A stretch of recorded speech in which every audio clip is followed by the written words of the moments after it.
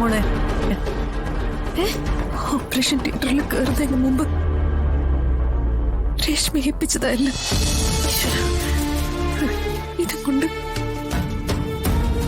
ഇതുകൊണ്ട് ഞാൻ എങ്ങനെ അമ്മ സത്യമ്മയുടെ മുന്നിലോട്ട് ചെല്ലുന്ന? ഇതെല്ലാം കൂടി കണ്ട അവര് ചോദിക്കുന്ന ചോദ്യങ്ങൾക്ക് ഞാൻ എങ്ങനെ മറുപടി പറയാ?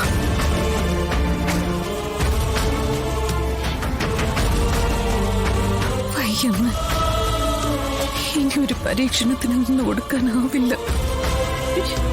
ഏത് നിമിഷം പൊട്ടി തകർന്നു പോകുന്ന അവസ്ഥയിലോ ഞാനിപ്പോ നിൽക്കുന്ന.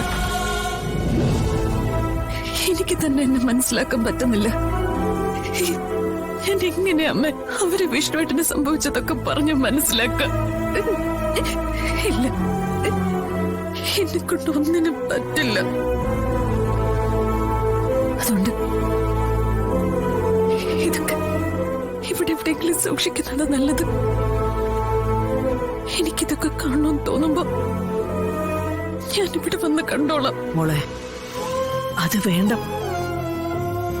ഇതിവിടെ വെച്ച സുരക്ഷിതമായിട്ട് ഇരിക്കും തോന്നുന്നുണ്ടോ? എന്റെ കണ്ണ് തെറ്റി ഇവിടെ മുഴുവൻ അരിച്ചു പറക്കുന്ന രണ്ടുപേരും ഇവിടെ ഉണ്ടല്ലോ. ഇതിന്റെ അപ്പുറത്തെ വിശദീകരണം ഞാൻ അവർക്ക് കൊടുക്കേണ്ടി വരും. അതുകൊണ്ട് ഇത് നിന്റെ അടുത്ത് ഇരിക്കുന്നത് തന്നെയാണ് നല്ലത് മോളെ. അവിടെയാവുമ്പോ ആരും സംശയിക്കില്ലല്ലോ. വിഷ്ണുവിന്റെ സാധനങ്ങളല്ലേ, വിഷ്ണു വച്ചിട്ട് പോയതാണെന്ന് വിചാരിച്ചോളൂ. ശരി, ഞാൻ കൊണ്ടുപോയിക്കോളാം. എന്റെ കൈ തന്നെ വയ്ക്കും. ആരുമില്ലാത്തപ്പോ എനിക്കിത് പൊട്ടിക്കരയണം തോന്നിയ കരയല്ലോ.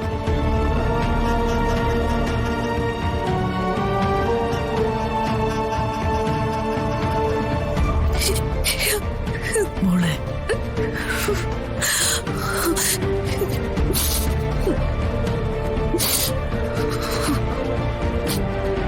മോളെ, അവിടെ രാഘവേട്ടൻ നിങ്ങളുടെ വിവാഹ വാർഷികം ആഘോഷിക്കാനുള്ള ഒരുക്കത്തിലാ. അടുത്ത മാസമാണെന്നും പറഞ്ഞ് വിളിച്ചിരുന്നു. വിഷ്ണുവേട്ടനില്ലാതെ വിഷ്ണുവായിട്ട് രാഘവേട്ടൻ കണ്ടിരിക്കുന്നത് ശിവനെയാണല്ലോ.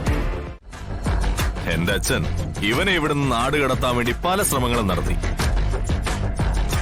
അങ്ങനെ ഒരു ശ്രമത്തിനിടയിൽ നിന്നാ ഞാൻ ഇവനെ ഇവിടെ എത്തിക്കുന്നത്. ഇവിടെ ഇവനെ ഹാജരാക്കിയ സ്ഥിതിക്ക് ഇനി ഇവന്റെ കാര്യത്തിൽ ഉത്തരവാദിത്തത്തോടെയുള്ള തീരുമാനം പോലീസ് എടുക്കണം. പോലീസിന്റെ നിയമാവലി തന്നെ പറഞ്ഞിട്ടുണ്ട്, ഓരോ പൗരന്റെയും ജീവനും സ്വത്തിനും സംരക്ഷണം നൽകുമെന്ന്. Protection of life. അതായത് ഒരാളുടെ ജീവന് ഭീഷണി ഉണ്ടാവുന്ന സാഹചര്യത്തിൽ ഇടപെടാനും അത് തടയാനും പോലീസിന് ഉത്തരവാദിത്വമുണ്ട്. മറ്റൊന്ന്, ഭരണഘടന നൽകുന്ന ജീവിക്കാനുള്ള അവകാശം സംരക്ഷിക്കപ്പെടുന്നുണ്ടോ എന്ന് ഒന്ന് ഉറപ്പുവരുത്തേണ്ടതും പോലീസിന്റെ കടമയാണ്. അപ്പൊ പിന്നെ ഇവന്റെ കാര്യത്തിൽ എന്റെ അച്ഛനിൽ നിന്നും ഒന്നും പറ്റാതെ നോക്കാനും പോലീസിന് കഴിയണം. എന്നാ പിന്നെ ഞാനങ്ങ് പോവാ. അപ്പൊ പറഞ്ഞ പോലെ തന്നെ എന്റെ പെങ്ങൾ ചന്ദ്രയുടെ കഴുത്തിൽ ഇവൻ തന്നെ താലി കെട്ടും. അത് ഇവന് കൊടുത്ത വാക്ക, അത് ഞാൻ പാലിച്ചിരിക്കും. പക്ഷേ അച്ഛന്റെ നിഴൽ ഇവന്റെ മേൽ വീഴാതെ നോക്കേണ്ട ഉത്തരവാദിത്വം CA റസാഖ് സാറിനാണ്, TM റസാഖ് സാറിന്. അപ്പൊ പിന്നെ വരട്ടെ സാറേ.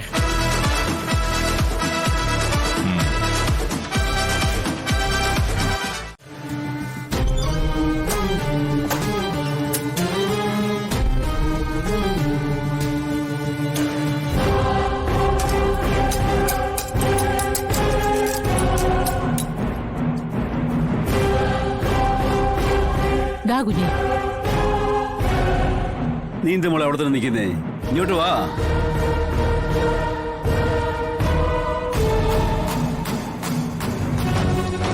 മോളെ, നിന്റെ വിഷ്ണുവിന്റെ ഫോട്ടോ വല്ലതും ഒന്നിച്ചെടുത്ത് ഇരിപ്പുണ്ടോ? അല്ല, ഈ അടുത്ത കാലത്ത് എടുത്ത വേണം കേട്ടോ. ഈ അടുത്ത കാലത്തൊന്നും എടുത്തിട്ടില്ല അച്ഛൻ. ഇതിപ്പോ എന്തിനാ? വേണം, എനിക്കൊരാവശ്യമുണ്ടേ. അവിടെ രാഘവേട്ടൻ നിങ്ങളുടെ വിവാഹ വാർഷികം ആഘോഷിക്കാനുള്ള ഒരുക്കത്തിലാ. വിഷ്ണുവായിട്ട് രാഘവേട്ടൻ കണ്ടിരിക്കുന്നത് ശിവനെയാണല്ലോ. അല്ല, ഫോട്ടോയിലെങ്കിലേ നമുക്കൊരെണ്ണം എടുക്കണ്ടേ? ഞാൻ നാളെ വിഷ്ണു റെഡിയാവാൻ പറയാം. നിങ്ങൾ എന്നോട് പോയി എടുക്കുകയോ അല്ലെങ്കിൽ നമുക്ക് ആൾ ഇവിടെ വരുത്തിച്ചെടുക്കുകയോ ചെയ്യാം. എങ്ങനെയാലും ശരി, എനിക്ക് ഫോട്ടോ വേണം. ആ ശാലിനി,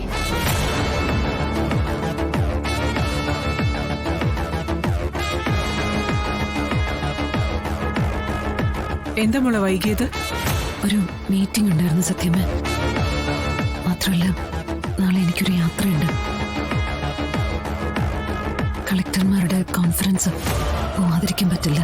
ഓ, എവിടെ പോയാലും വേണ്ടൂല, ഫോട്ടോയുടെ കാര്യങ്ങളൊക്കെ റെഡി ആക്കിയിട്ട് പോയാൽ മതി. ഞാൻ പറഞ്ഞ് ശരിയാക്കാൻ പറ്റുമോ നോക്കാം. മോളിച്ചല്ല.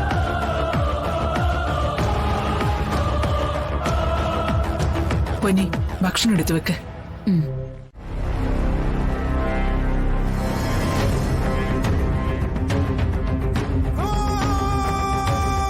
രാഘവേട്ട, വിവാഹ വാർഷികമൊന്നും ആഘോഷിക്കാൻ ശാലിനിക്ക് താല്പര്യമില്ല.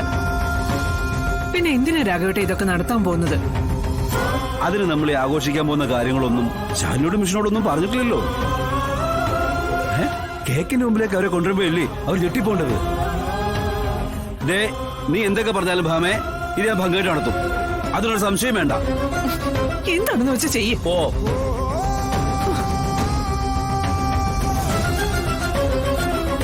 സന്തോഷമുള്ള കാര്യം ചെയ്യാന്ന് വെച്ചാ സംഭവിക്കത്തില്ല, ഒന്നും സംഭവിക്കത്തില്ല.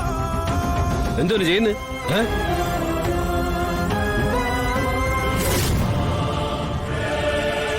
അതെന്തോ അത്